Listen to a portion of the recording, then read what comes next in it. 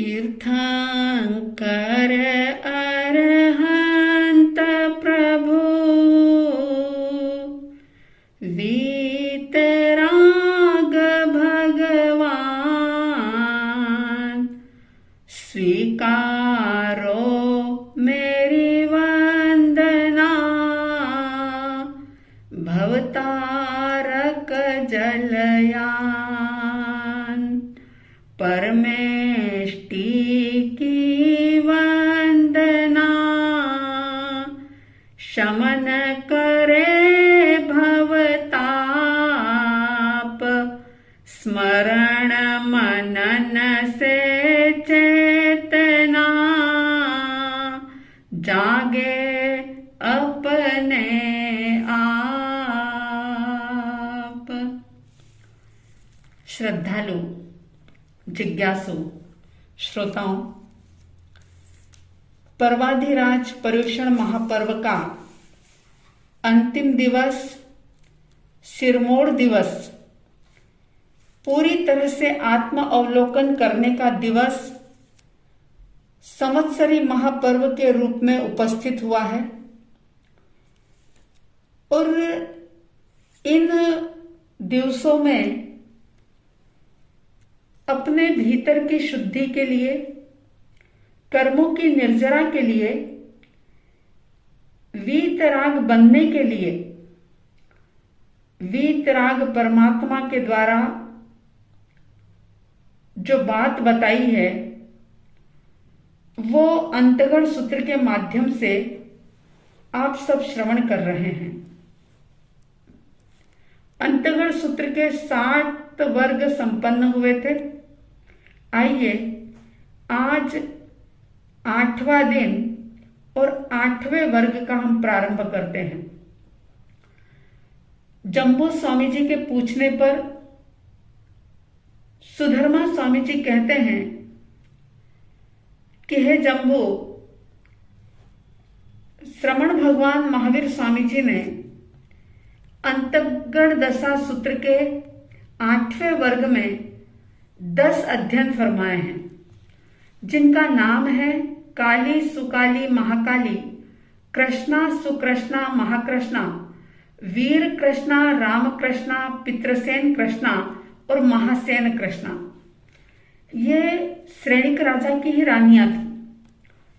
और अब जो वर्णन आ रहा है वो चंपा नगरी का वर्णन है, क्योंकि जब श्रेणिक राजा की मृत्यु हो गई उसके बाद कौणिक जो था उनका बेटा, उसे बहुत गिल्ट फील होता है कि मैंने अपने पिता को बहुत त्रास दिया, तकलीफ दी, दुख दिया, और इतना वो दुखी होता है कि वो राजगृह नगर को छोड़ देता है और चंपा नगरी को ही अपना नगर बना लेता है। उस चंपा नगरी में पूर्णभद्र नाम का उद्यान था और कौणिक राजा राज्य कर रहे थे। कौणिक की लघु माता काली रानी थी, श्रेणिक राजा की रानी। तो काली रानी आदि जो 10 रानियां थी, क्या होता है कि कौणिक का युद्ध चल रहा था अपने छोटे भाइयों के साथ और उसमें बहुत लोगों की जानें गई। ये जो काली सुकाली महाकाली आदि रानियां थी, इनके बेटे भी कौणिक के साथ युद्ध करने के लिए गए हुए थे। और उसी पीरियड में भगवान महावीर स्वामी जी का उस नगर में आगमन होता है, पदार्पण होता है।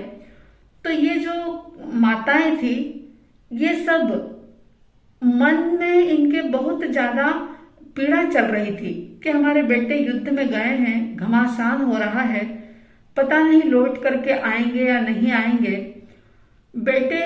बेटों के प्रति विशेष राग था। तो उन्होंने भगवान से एक सवाल किया कि भगवान, हमारे बेटे जो युद्ध में गए हैं वो वापिस सकुशल युद्ध से लौटेंगे या नहीं। भगवान वीतरागी थे, सर्वज्ञ थे। उन्होंने कह दिया, नो इणट्ठे समट्ठे, यह अर्थ समर्थ नहीं। बहुत सीमित शब्दों में, इशारों में परमात्मा ने एक बात कह दी कि यानी वो गए हैं, उनका जीवित लौटना नामुमकिन है, असंभव है, नहीं आएंगे वो। और जब भगवान के मुख से ये बात सुनी तो काली आदि जो रानियां थी उनको वैराग्य हुआ। देखिए, वैराग्य भी कई बार ज्ञान से पैदा होता है, कई बार वियोग से, दुख से भी वैराग्य पैदा होता है। इन श्रेणिक राजा की 10 रानियों को भगवान की वाणी सुनकर के वैराग्य नहीं हुआ, बल्कि पुत्र के वियोग की बात सुनकर के वैराग्य हुआ। और काली रानी ने भगवान से निवेदन किया कि भगवान, मैं आपके पास दीक्षा लेना चाहती हूँ। उन्होंने दीक्षा ली, सामयिक आदि 11 अंगों का अध्ययन किया। आप याद रखें कि इस 8वें वर्ग के सभी अध्ययनों के अंदर इन रानियों के उत्कृष्ट तप का वर्णन है। बड़ा ही उत्कृष्ट तप इन्होंने आराधन किया था। तो इसमें जब उन्होंने 11 अंगों का अध्ययन कर लिया, खूब उपवास, बेला तेला आदि कई प्रकार की तपश्चर्याएं की, और उसके बाद एक दिन काली आर्या रानी से जो साध्वी बन गई थी, वे अपनी गुरुणी जी चंदन बालाजी के पास आती है और निवेदन करती है कि अगर आपकी आज्ञा हो तो मैं रत्नावली नाम का तप करना चाहती हूँ। चंदन बालाजी ने आहा सोहम देवानुपिया कहा, जैसा तुम्हें सुख हो वैसा करो, लेकिन धर्म कार्य में, धर्म साधना में प्रमाद मत करो।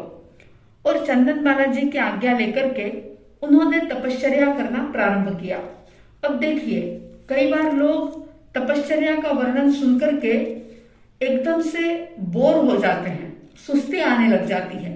लेकिन मैं आपको एक बात बता दूं कि अगर हम कर नहीं सकते, अगर हम किसी को करने की प्रेरणा नहीं दे सकते, तो जिन्होंने इस प्रकार के उग्र घोर तप का आराधन किया, कम से कम उनकी उस तपश्चर्या के बारे में सुने और सुनकर के भीतर में अहोभाव पैदा करें।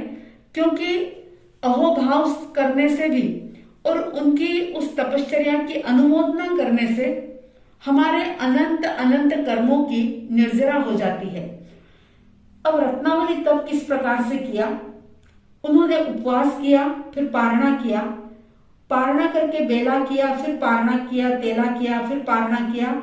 ऐसे करके उन्होंने 8 बेले किए, बीच बीच में एक एक पारणा किया और 8 बेले किए, फिर उपवास किया, फिर बेला किया, फिर तेला किया, और ऐसे बिना अंतर के उन्होंने चोला किया, 5 किया, बीच बीच में एक एक पारणा करते गए, 6 किए, 7 किए, 8 किए, ऐसे करते करते 16 उपवास तक किए।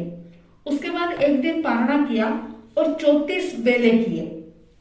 बेले का पारणा, फिर बेला, फिर बेले का पारणा, फिर बेला, ऐसे 34 बेले किए। और फिर पारणा करके फिर से 16 दिन की तपश्चर्या की, फिर पारणा किया, फिर 15 दिन की। ऐसे जिस तरीके से वो चढ़े थे उसी तरह से पारणा करते हुए वो क्रमशः 14, 13, 12 उपवास, 11 उपवास, 10 उपवास करते करते वो एक उपवास तक आते हैं। फिर पारणा करते हैं, उसके बाद 8 बेले करते हैं, फिर एक दिन पारणा किया, फिर तेला किया, और पारणा करके फिर बेला किया, फिर पारणा किया, उपवास किया और फिर पारणा किया। इस प्रकार से रत्नावली तप की एक परिपाटी की आराधना हुई। और इस एक परिपाटी में 1 वर्ष 3 महीना और 22 दिन लगे।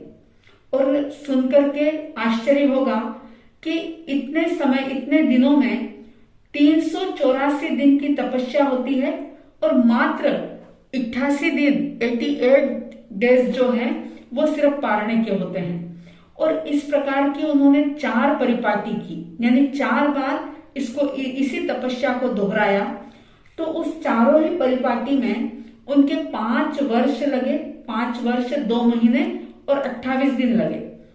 और सुनकर के और आश्चर्य होगा कि जब दूसरी परिपाटी उन्होंने की तो उसमें जो पारणे किए उसमें उन्होंने विगय का भी त्याग कर दिया। और तीसरी परिपाटी के पारणे में उन्होंने दूध, दही, घी, तेल, शक्कर का अगर कोई लेप भी लगा हो, जरा सा हल्का सा हाथ या चम्मच भी लग गया हो, तो वैसा भी भोजन आहार उन्होंने नहीं लिया। और चौथी परिपाटी जब की तो पारणे में उन्होंने आइंबिल किया, यानी कि इतनी लंबी लंबी तपश्चर्या का पारणा आइंबिल से किया। और पता है, सिर्फ काली आर्या ने 8 वर्ष संयम पर्याय का पालन किया और वे अंत में संलेखना संधारा करके सिद्ध बुद्ध और मुक्त हो जाती है। इस तरह से ये पहला अध्ययन जो है वो पूर्ण होता है। दूसरे अध्ययन के अंदर सुकाली आर्या का वर्णन है। ये भी श्रेणिक राजा की रानी थी, कोणिक राजा की छोटी माता थी और इन्होंने भी काली रानी के समान ही दीक्षा ली और दीक्षा लेने के बाद अनेक उपवास, बेला, तेला आदि तपश्चर्या करी और तपश्चर्या करने के बाद उन्होंने भी अपने गुरुनी जी से, चंदन बालाजी से इजाजत ली कि मैं कनकावली नाम का तप करना चाहती हूँ। और जब उनको आज्ञा मिली तो उन्होंने कनकावली तप प्रारंभ किया। अब देखो, कनकावली तप क्या होता है? जैसे रत्नावली तप किया उसी प्रकार से कनकावली तप होता है, लेकिन बस विशेषता ये होती है कि रत्नावली तप में जहां पर 3 स्थान पर 8 और 34 बेले किए जाते हैं, वहां पर कनकावली तप में उतने ही तेले किए जाते हैं। और इस कनकावली तप की एक परिपाटी में 1 वर्ष 5 महीने और 12 दिन लगते हैं। इसमें 88 दिन पारणे के और 1 वर्ष 2 महीने और 14 दिन की तपश्चर्या होती है। चारों परिपाटी को पूरा करने में 5 वर्ष 9 महीने और 18 दिन का समय लगता है। बाकी जो विशेष वर्णन है वो सब काली आर्या के समान ही है।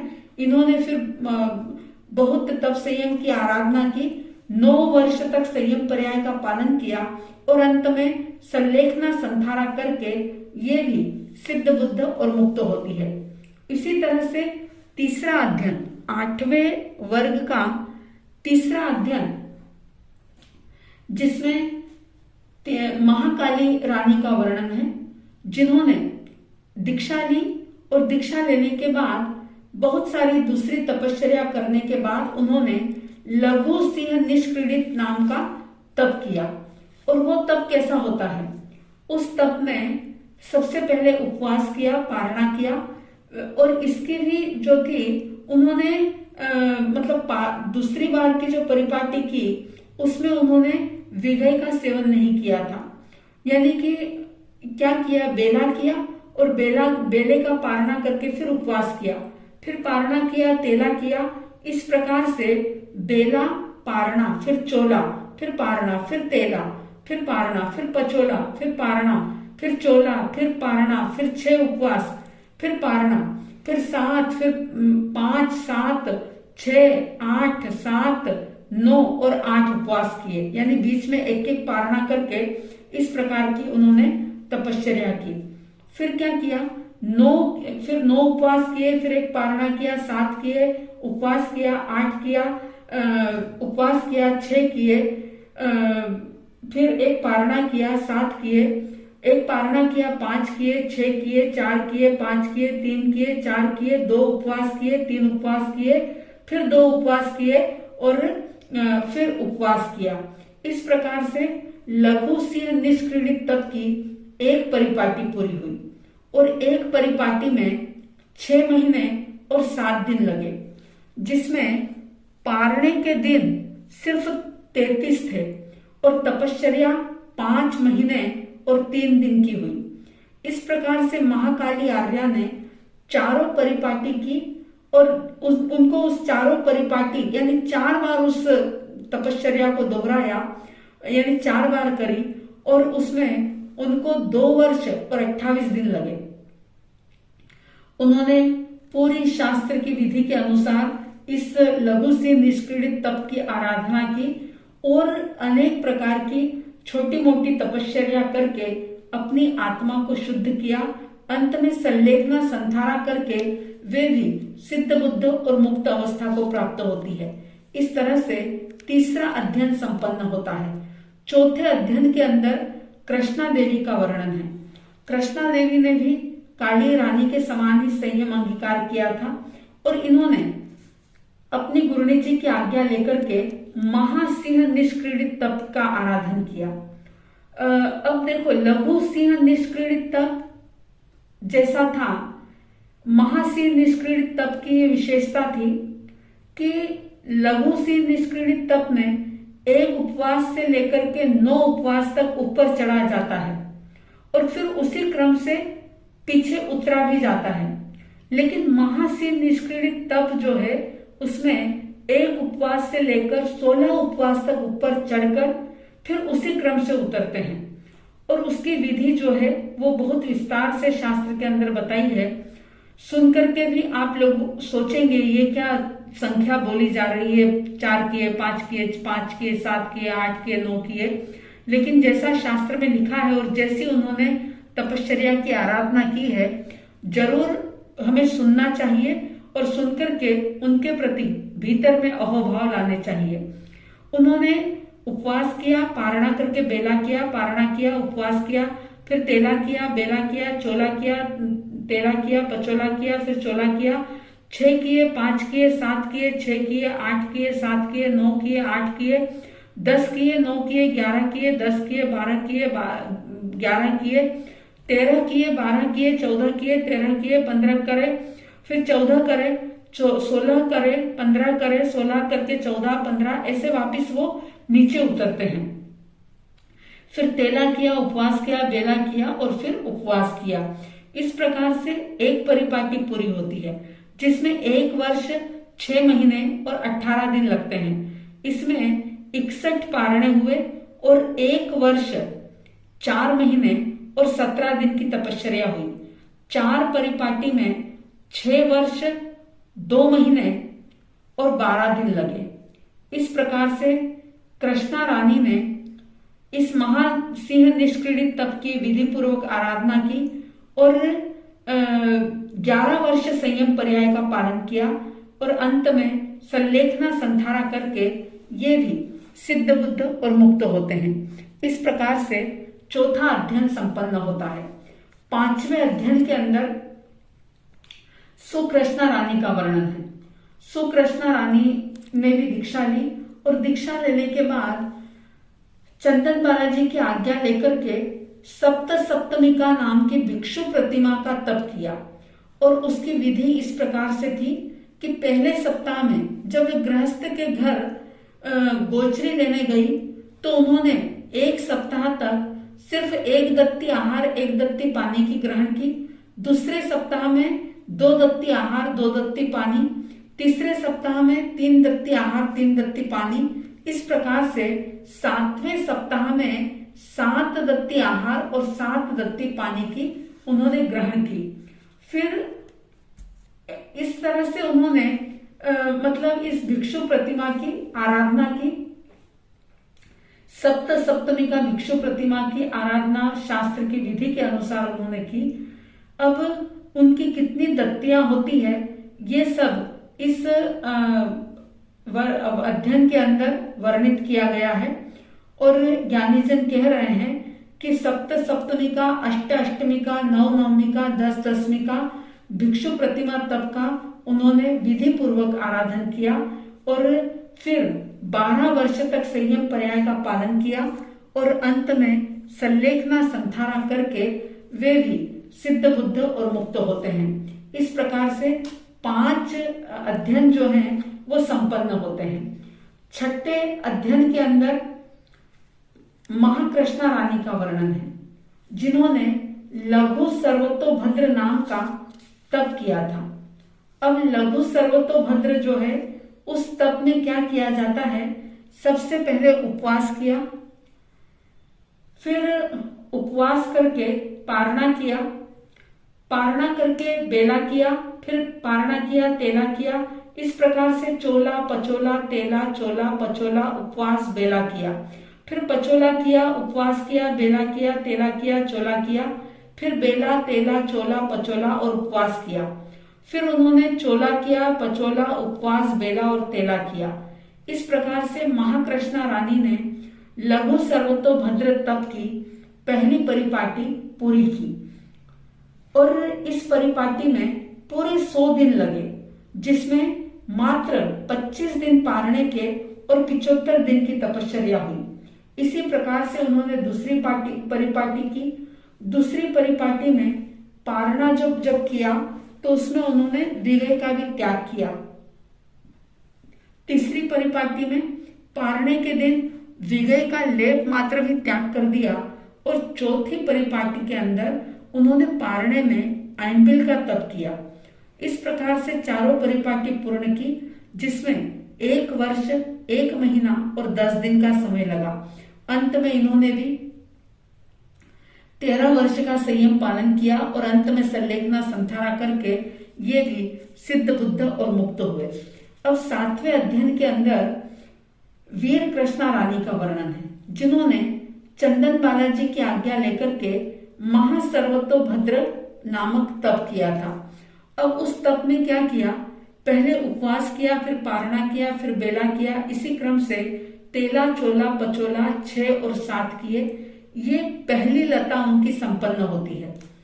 फिर दूसरी लता में क्या किया, चोला किया, पचोला किया, 6 किए, 7 किए, उपवास किया, बेला और तेला किया।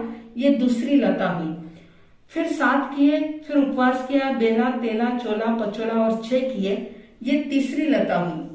फिर तेला किया, चोला किया, पचोला किया, 6 किए, 7 किए, उपवास किया और बेला किया। ये चौथी लता हुई। फिर 6 उपवास किए, 7 किए, उपवास किया, बेला, तेला, चोला और पचोला किया। ये उनकी 5वीं लता हुई। फिर बेला किया, तेला किया, चोला, पचोला 6 किए, 7 किए और उपवास किया। ये 6ठी लता हुई। फिर पचोला किया, 6 किए, 7 किए, उपवास किए, बेला किया, तेला किया और चोला किया।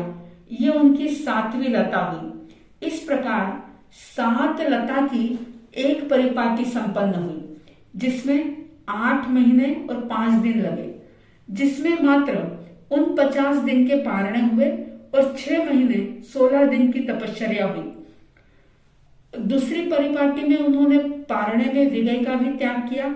तीसरी परिपाटी में लेप मात्र का भी त्याग किया और चौथी परिपाटी के पारणे में उन्होंने आइंबिल किया। चारों परिपाटी को पूर्ण करने में 2 वर्ष 8 महीने और 20 दिन लगे। अंत में उन्होंने भी संलेखना संथारा किया और 14 वर्ष संयम पर्याय का पालन करके वे भी सिद्ध बुद्ध और मुक्त होते हैं।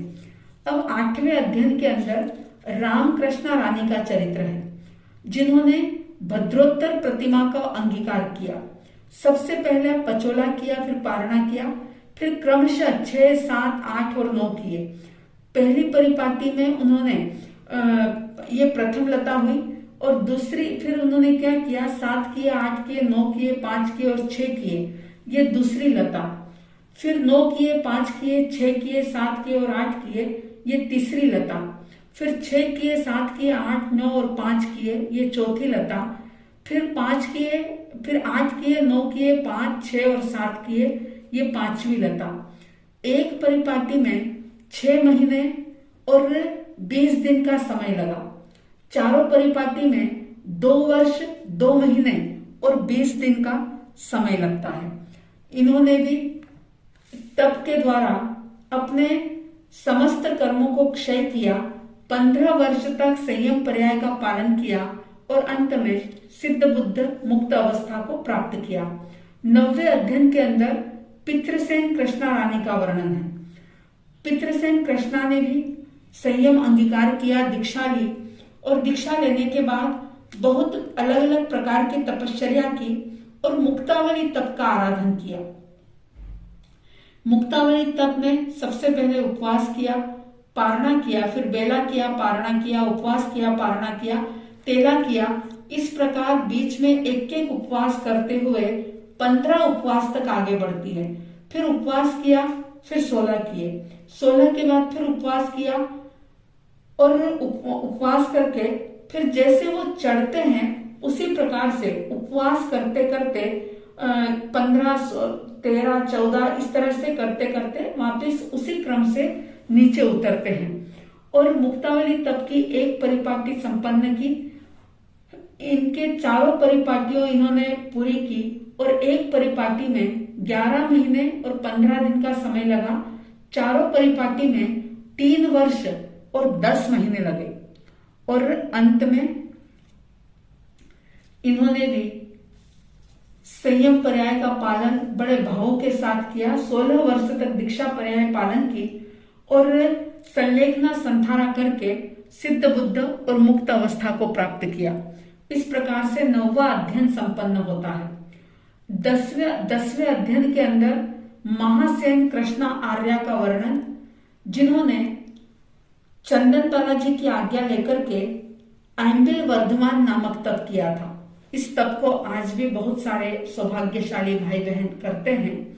इसमें क्या होता है कि सबसे पहले आइंबिल किया, दूसरे दिन उपवास किया, फिर 2 आइंबिल किए, फिर उपवास किया, फिर 3 आइंबिल किए, फिर उपवास किया, 4 आइंबिल किए, फिर उपवास किया, 5 आइंबिल किए, उपवास किया, फिर 6 आइंबिल किए, उपवास किया। इस प्रकार से बीच बीच में एक एक उपवास करते हुए 100 तक आइंबिल किए, फिर उपवास किया। इस प्रकार आइंबिल वर्धमान नामक तप जो है वो पूरा किया और इस तरह से महासेन कृष्णा आर्या ने 14 वर्ष 3 महीने और 20 दिन में आइंबिल वर्धमान नाम का तप जो था वो पूरा किया। शास्त्र की विधि के अनुसार उसका आराधन किया। इसमें 5050 दिन के आइंबिल होते हैं और 100 दिन के उपवास होते हैं। इस प्रकार से सभी मिलाकर 5150 दिन की ये तपश्चर्या होती है। महासेन कृष्णा आर्या ने भी शास्त्र की विधि के अनुसार और भी अनेक प्रकार के तप संयम की आराधना की। 17 वर्ष तक दीक्षा पर्याय का पालन किया और अंत में संलेखना संथारा करके वे भी सिद्ध बुद्ध और मुक्त अवस्था को प्राप्त हुए। इस प्रकार से ये 8वें वर्ग के 10 अध्ययन संपन्न होते हैं। सुधर्मा स्वामी जी कहते हैं कि हे जम्बू, परमात्मा प्रभु महावीर स्वामी जी जो मोक्ष को प्राप्त कर गए हैं, उन्होंने 8वें अंतगण दशा सूत्र का ये भाव प्ररूपित किया है। भगवान से जैसा मैंने सुना था उसी प्रकार से तुम्हें कहा है। इस प्रकार सुधर्मा स्वामी जी कहते हैं और ये अंतगण सूत्र भी इसी के साथ संपन्न होता है।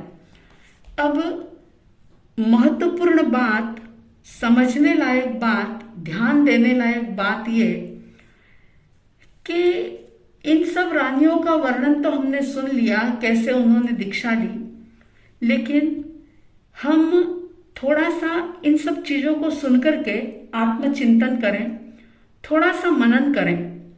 क्या मनन करें कि मैं भी तो इस चारों गति के अंदर भव भ्रमण करता ही चला जा रहा हूं। एक बार नहीं, अनेकों बार मैंने कई प्रकार के जन्म धारण किए और सुख को पाने के लिए, शांति को पाने के लिए मैंने कितने प्रयास किए, और न केवल प्रयास किए बल्कि कितने कितने पाप किए सुख के नाम पर। ज्ञानी कहते हैं कि अगर ये जीवन भी इसी प्रकार से बीत गया तो जरा सोचो कि दोबारा कब ऐसा मौका मिलेगा, और पाप का परिणाम कभी भी सुखद रूप हो ही नहीं सकता। और आपने, हमने सबने कितने कितने दुख झेल लिए। कभी जन्म का दुख झेला, कभी मरण का दुख पाया, कभी जन्म का दुख झेला, कभी मरण का दुख पाया, कभी रोग बुढ़ापे से पीड़ित हुई यह काया। मेरा आत्मीय निवेदन है आप सबसे कि इन शब्दों को सिर्फ कानों से मत सुनना, लेकिन इन सब चीजों को अनुभव करना, फील करना, आंखें बंद करके देखना अपने अतीत को कि ये परमात्मा की वाणी कह रही है कि मैंने कितने कितने जन्म ग्रहण किए, कैसा कैसा दुख झेला, किस किस प्रकार से बुढ़ापे का दुख, मृत्यु का दुख, जन्म का दुख, रोग का दुख, क्या कुछ अनंत अनंत काल से झेलते आ रहे हैं। अब क्या करना चाहिए? पहचान लक्ष्य अब तो क्यों खोया विकल्पों में, जिया कब तक उलझेगा संकल्प विकल्पों में। सवाल करें अपने आप से, पूछे ये घर में, परिवार में, मोह में, माया में, धन में, वैभव में कब तक अटके रहेंगे? कब तक इन सब का उपभोग करते रहेंगे? कितने जन्म बिता दिए हमने और सुख पाने के लिए हमने क्या क्या नहीं किए। कहा भटका चहुगतियों में, भव भ्रमण अनंत किए, भटका चहुगतियों में, भव भ्रमण अनंत किए, सुख पाने के खातिर क्या क्या नहीं पाप किए, पापों के फल मिलते आंसू और आहों में, जिया कब तक उलझेगा संकल्प विकल्पों में, जिया कब तक उलझेगा संकल्प विकल्पों में। क्या किया आज तक? पांचों ही इंद्रियों के सुख को पाने के लिए या पाकर के तप और संयम को हम भूल गए। जो करने लायक कार्य है उसी को हमने भुला दिया और हम इस बात को, प्रभु की वाणी को भूल गए कि जिस सुख में फूल रहे हैं, जिस धन और वैभव के अंदर इतरा रहे हैं, ये धन, वैभव, ये पांचों इंद्रियों के सुख हमको ले डूबेंगे। ये जीवन बिल्कुल ही बेकार ना चला जाए।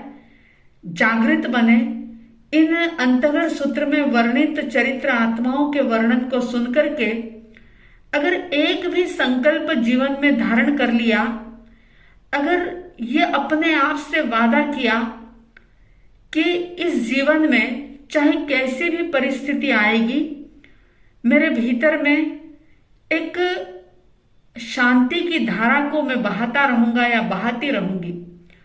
परिस्थितियां चाहे बदलेगी, लेकिन मेरे भीतर का सुख जो है उसको मैं अनुभव करता या करती रहूंगी। अगर ऐसा कोई शुभ संकल्प हमने किया, और हाँ, आज जो आपने 8वें वर्ग में वर्णित 10 रानियों की तपश्चर्या का जो वर्णन सुना, ज्ञानी कहते हैं कि तपस्या जो है वो ताप संताप को मिटाने वाला एक प्रकार से चंदन वृक्ष की तरह है। और जैसे कपड़ों को साफ करने के लिए साबुन पानी की आवश्यकता होती है, जैसे मशीन को साफ करना हो तो पेट्रोल चाहिए, जैसे सोने को शुद्ध करना हो तो तेजाब की आवश्यकता होती है, इसी तरह से आत्मा की सफाई के लिए भी तपश्चर्या बहुत जरूरी है। तपश्चर्या जो है वो खुद के द्वारा खुद में खुद की ही खोज है। अब अगर हम ऐसी महान तपश्चर्या ना कर सकें, और यह भी संभव है कि आपका हमारा शरीर एक उपवास करने में, एक व्रत करने में या एक एकाशन आइंबिल करने में भी हमारा सहयोग ना करता हो, कोई बात नहीं, घबराना नहीं, बल्कि एक नियम जरूर ग्रहण करना इनकी तपश्चर्या को सुनकर के, कि चाहे मैं उपवास बेला तेला कर सकूं ना कर सकूं, आइंबिल एकाशना कर सकूं या ना कर सकूं, लेकिन जो भी भोजन मेरे सामने आएगा उसे मैं प्रसाद के रूप में ग्रहण करूंगा। कभी भी भोजन की शिकायत नहीं करूंगा। भोजन बनाने वाले को किसी भी प्रकार से उपालंब नहीं दूंगा। भोजन बनाने वालों का उपकार मैं मानूंगा। उनसे किसी भी प्रकार से भोजन में कोई त्रुटि हुई है यह एहसास नहीं दिलाऊंगा, क्योंकि जो काम करेंगे उनसे गलतियां तो कभी भी हो सकती है, निश्चित है। तो भोजन को यानी अपने स्वाद इंद्रिय पर विजय पाने के लिए भोजन चाहे कम नमक का है, ज्यादा मिर्च का है या बिना नमक का है, कोई बात नहीं। इन रानियों की तपश्चर्या को याद करते हुए अगर एक वक्त शांति से बिना नमक का या ज्यादा नमक का, कम मिर्ची का या तेज मिर्ची का या बेस्वाद भोजन आपने अगर कर भी लिया तो क्या हो जाएगा? कुछ नहीं होगा, बल्कि अनंत अनंत कर्मों की निर्जरा आप कर पाएंगे। तो ये संकल्प आप अवश्य लें, ऐसा मैं आत्मीय निवेदन आप सभी से करना चाहती हूं कि भोजन की थाली पर बैठने के साथ ये संकल्प कर लें कि भोजन चाहे जैसा होगा, ना मैं सराहना करूंगा ना मैं इसकी निंदा करूंगा, बनाने वालों के प्रति कृतज्ञ रहूंगा, धन्यवाद दूंगा, बल्कि कभी भी उपालंब नहीं दूंगा या नहीं दूंगी। अगर ये संकल्प आपने किया तो ये छोटा सा एक संकल्प, एक नियम भी आपको इंद्रिय विजेता बना देगा। स्वाद इंद्रिय पर आप विजय प्राप्त कर पाएंगे। आप सब इंद्रिय विजेता बने, कर्म शत्रुओं के साथ युद्ध करते हुए अपने लक्ष्य को निर्धारित करके उस लक्ष्य की तरफ निरंतर आगे बढ़े। वीतराग वाणी का सहारा लेकर के वीतराग बनने का पुरुषार्थ आप सब कर सकें, ऐसी साध्वी द्वय की तरफ से हार्दिक हार्दिक शुभ मंगल भावनाओं के साथ जय प्रभु महावीर, जय गुरु आनंद। बड़ी ही श्रद्धा के साथ परमेष्टि की वंदना को आंखें बंद करके श्रवण करेंगे। अरिहंत भवि जन तारक जय है, जिन शासन तीर्थ विधाता, सिद्धालय स्थित भगवान सिद्धात्मा, आचार्य गुणवंता, अंगोपांग उपाध्याय ज्ञाता, साधु साधना करंता, महाविदेह में शोभे, मोक्षपुरी में विराजे, भरत क्षेत्र विचरंता, सब पावपणासक जय है, परमेष्टि भगवंता, जय है, जय है, जय है, जय जय जय जय है, महावीर संघ की जय है, जिन शासन की जय